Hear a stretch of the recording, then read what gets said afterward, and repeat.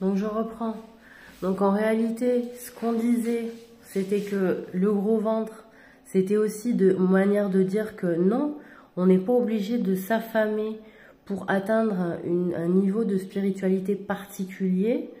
Effectivement, le jeûne, dans toutes les spiritualités ou les religions, c'est effectivement extrêmement conseillé, voire obligatoire quand on atteint un certain niveau de pratique ou qu'on rentre dans certains groupes, dans certaines communautés aussi beaucoup plus fortes hein, dans la pratique. Donc, en réalité, ce qui se passe, c'est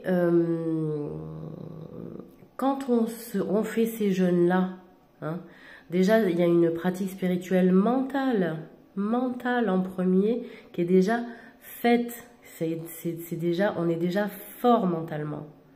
On ne peut pas non plus se positionner de manière forte dans le jeûne si on est faible mentalement vis-à-vis du monde extérieur, vis-à-vis des agressions d'autrui ou professionnel, enfin peu importe en réalité. Hein. Donc la réalité c'est ça qu'il faut regarder et que ces jeunes-là, ça permet effectivement de nettoyer son esprit, de nettoyer son corps, mais surtout de travailler son humilité et surtout de faire réduire et d'abaisser son ego parce que l'ego nous donne faim, nous donne envie de manger. L'ego nous donne envie de manger de bonnes choses. Et ça, c'est vraiment, il faut le comprendre. Hein. À un moment donné, je pense que on en est tous arrivés là. Je pense que, voilà, c'est une capacité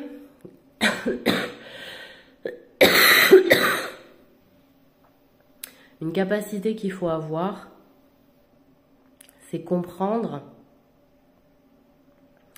ses besoins. Et quand on ne comprend pas ses besoins, ça veut dire qu'on ne se connaît pas.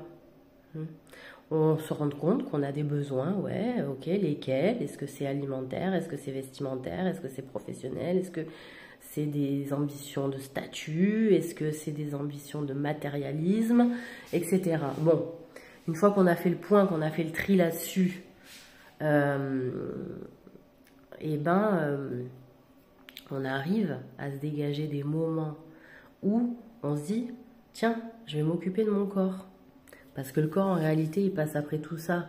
Mais en réalité, quand on va, je suis désolée de le dire, dans des pays plus pauvres hein, que chez nous, en Occident par exemple, eh ben, on se rend compte que dans leur pratique, le corps naturellement passe en premier pratiquement. Et oui, mais naturellement par effet par effet boule de neige en fait de déséquilibre aussi des richesses, mais parce qu'il y a une espèce de trop plein d'un côté. Donc ici nous on s'organise des jeunes hein, et les autres ils l'organisent pas, c'est-à-dire il est obligatoire, ils le subissent aussi hein. Mais c'est une autre capacité à tenir aussi mentalement, ce qui fait qu'il y a des personnes effectivement dans les pays du Sud qui sont très forts mentalement. Pourquoi? Parce qu'ils ont appris à avoir faim et à tenir dans la faim sans manger, souvent aussi pour des principes. Et là où les gens disent que parfois les religions ça peut être un problème, les spiritualités ça peut être un problème et qu'il y a beaucoup de personnes qui sont des personnes qui ne veulent pas pousser dans ce sens-là, parce que ça rend le mental fort, parce que ça affaiblit l'ego. Et quand on affaiblit l'ego, on rend le mental plus fort parce qu'il est moins malléable aux suggestions maléfiques en réalité. Voilà, maléfique, il faut le dire. Donc, plus on a un ego fort, plus on va avoir envie de se narcissiser son ego, vous voyez. Donc, il faut aussi apprendre à humilier cet ego, voilà.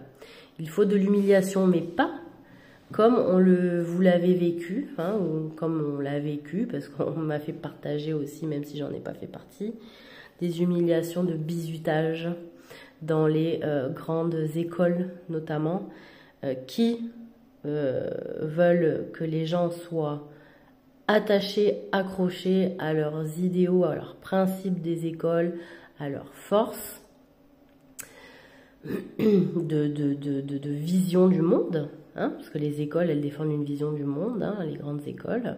Donc, ils passent forcément, les gosses, en arrivant, les jeunes, par le truc de l'humiliation.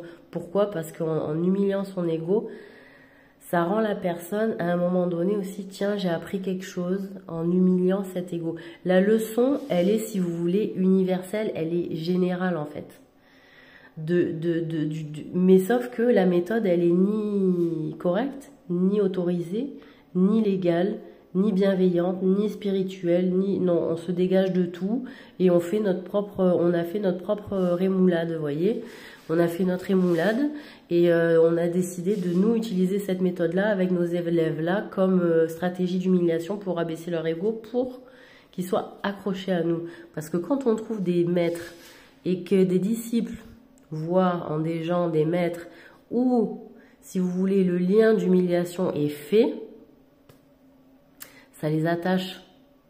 Ça les attache parce que ça leur a appris à abaisser leur ego. Mais pour une certaine raison, ils se le laisseront pas abaisser après par n'importe qui ou par des gens qui ressemblent à ceux qu'ils ont fréquentés et qui ont participé à abaisser leur ego par une certaine méthode. Donc là aussi, soyez très vigilants quand vous envoyez vos gosses dans des écoles sous couvert de tiens, ça investit là-dedans, là, ça investit là, ça s'est positionné là-bas, ça s'est positionné dans tel pays, ça peut être intéressant pour toi, etc.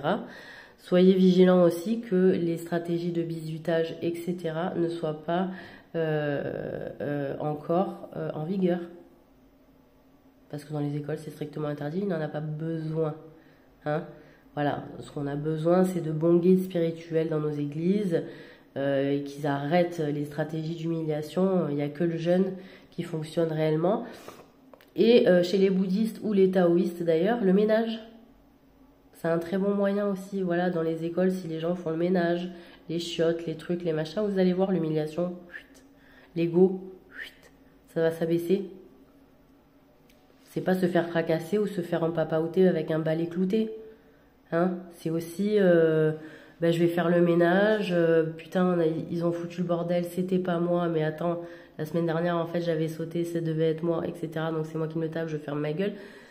Tout ça, en fait, dans les écoles, ça doit fonctionner, mais voilà, hein, comme la montre, voilà, hein, c'est une rotation, voilà.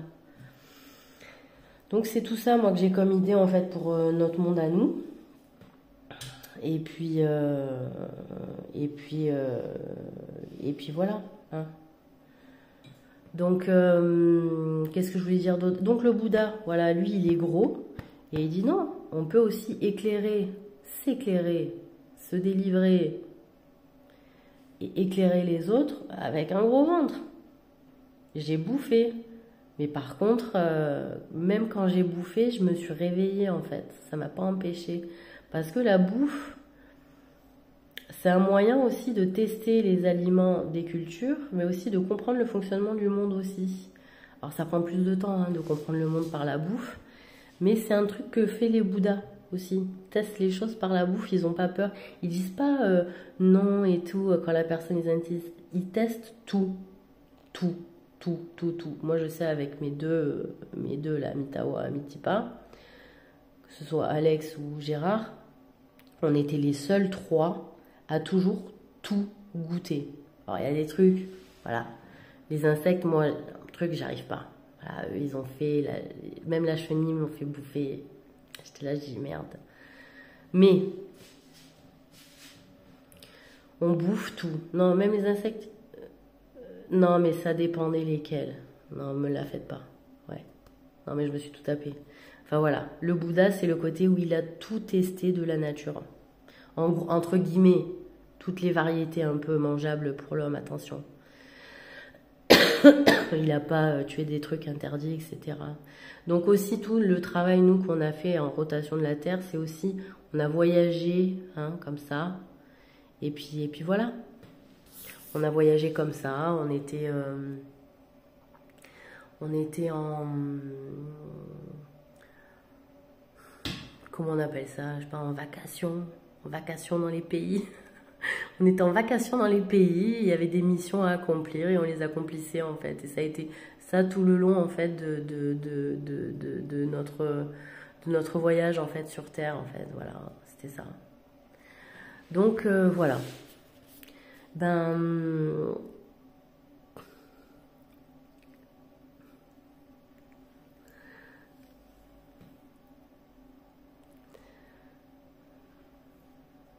bon, voilà. Donc on peut manger et on peut jeûner pour s'éveiller. Voilà, ça marche les deux. Les deux. Voilà, je crois que j'en ai terminé en tout cas. C'est une initiation, hein. Je ne suis pas bouddhiste et je pratique plus du tout. Donc, mais c'est ça la pratique bouddhiste. En fait, ce que je veux dire, c'est que c'est la pratique bouddhiste, mais voilà, par excellence. Mais c'est une méthode naturelle. Donc, on est tous bouddhistes, si vous voulez. Mais de spiritualité, en tout cas, je le suis. Mais de pratique, non, on va dire, je fais de la méditation naturelle, je suis un Bouddha, voilà, ouais, je suis un Bouddha, voilà, je suis un Bouddha, j'ai fait partie des Bouddhas, bon, voilà, je l'ai fait. Donc, je suis bouddhiste, c'est-à-dire, je suis un Bouddha, voilà, aussi, Amitabha, c'est un Bouddha, hein, on a été formé, voilà. Amitabha, c'est pareil, Amitawa, c'est pareil. Amitiwa, pardon, ouais, c'est Amitiwa, Amitipa et Amitabha. Et bien le A apparemment, le I est masculin et le A apparemment est plus féminin. Voilà, je le savais pas, non. De fait, si c'est moi qui m'appelle bien Amitabha et c'est le cas, j'ai deux A et eux ils ont deux I. Amitiwa, Amitipa. Moi j'en ai qu'un de I. Alors que j'ai 3 A. Eux ils ont 2 I, 2 A et 2 I, 2 A. Donc ils sont dans le féminin masculin beaucoup plus équilibré que moi. Moi j'ai qu'un masculin pour 3 féminins en fait. Voilà. C'est mon côté Paul qui est resté. Voilà. Bon, ben, je vous souhaite de passer une bonne journée. Je crois que j'en ai terminé là-dessus, vraiment.